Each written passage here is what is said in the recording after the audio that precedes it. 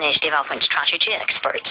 This is a very, very important visit in His Majesty, a visit that goes together in terms of continuity within actually the royal strategy toward Africa and toward the cooperation South-South. Actually, over the past, since 1999, since His Majesty came into the reign, into actually the throne of Morocco, he made it clear that throughout actually the different endeavors that he took, that he wanted to build a strong Morocco that needs to become a regional and why not an international power and hub. And today we are seeing actually the results. Well, this visit actually, if I want to analyze it, I would be taking some three big axes: a strategic axe, a diplomatic, but also an economic. Strategic, as you saw, the Africans, our African brothers, doesn't acclaim us as a foreign power or as foreign partners. They acclaim us as one of theirs. And in my very modest sense, this means that Africa is calling back for its Morocco. And that's what we feel whenever we have the pleasure of getting in touch with our African friends and brothers.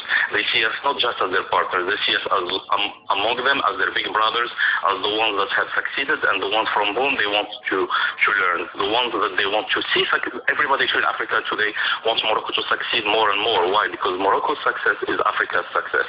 Everybody is looking up for a new Africa, for a new model of development, for a model of development that takes into consideration the human aspect, the social aspect, and the sustainability.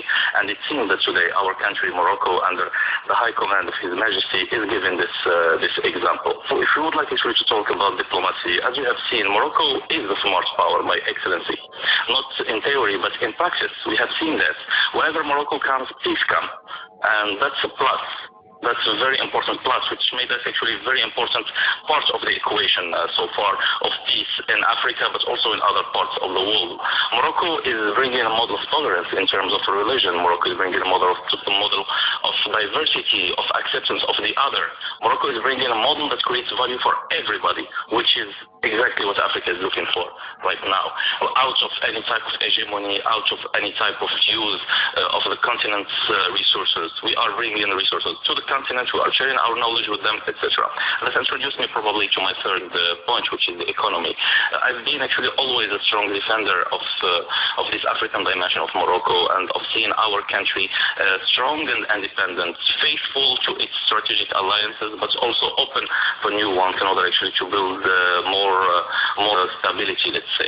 What happened in the so-called Arab Spring, nobody could expect this, and that allowed actually our country, even though it wasn't planned in advance, to emerge actually very strongly as a model actually of sustainability and of stability in the region.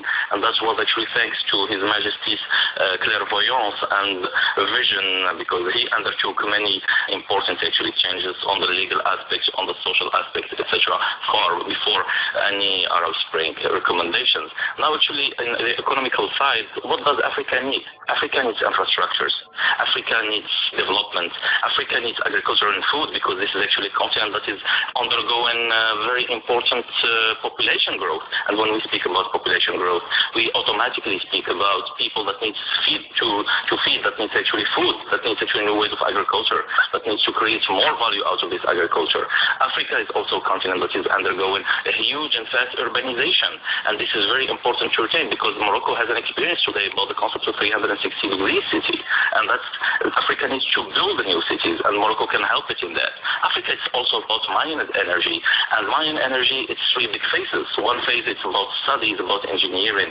Second phase is about infrastructure that are regarding the mine, and here I might be speaking about ports, railways, highways, and energy and water distribution. And the third level, it's about transformation and what we do out actually of this mine, of those energy products.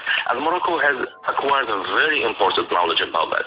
Today what we need to do is to start exporting our products in a very ambitious way, in a model hand in hand that can allow our country not just actually to build a sustainable and a very brilliant model of cooperation South-South, but also to emerge as a regional and a continental leader. And believe me, the others already see us as such. Let's just see ourselves as this leader, and let's build for success. That was Amine Laghidi, economist and business development strategy expert. On the eve of the royal